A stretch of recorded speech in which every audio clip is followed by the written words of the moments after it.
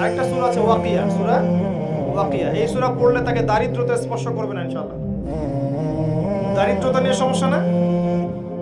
দারিদ্রতা, অভাব লেগে আছে, এমন হয়? যদি এমন হয় আপনার জন্য সুসংবাদ, আপনার জন্য আমার মুখ দিয়ে আল্লাহ পাক এটা বের করাবেন। নিয়মিত সূরা ওয়াকিয়া পড়েন। কোন সূরা?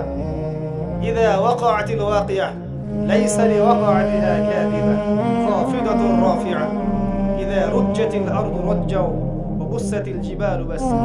এই সূরা পড়েন, দেখবেন ইনশাআল্লাহ আল্লাহ পাক আপনাকে বরকত দিবেন। একজন সাহাবী ইন্তেকাল করছেন, তার মেয়ে ছিলেন, কয়েকজন মেয়ে ছিলেন, মেয়ে সন্তান ছেলে নাই। তো অন্য সাহাবীরা বলছেন যে মওতের সময় আপনি আপনার পরবর্তী প্রজন্মের জন্য কি রেখে যাচ্ছেন, কি সম্পত্তি রেখে যাচ্ছেন? তখন এই সাহাবী বলছেন, যিনি মৃত্যু সজ্জায়, তিনি বলছেন তোমরা চিন্তা করো না, আমি আমার মেয়েদেরকে সূরা ওয়াকিয়া শিখিয়ে দিয়েছি।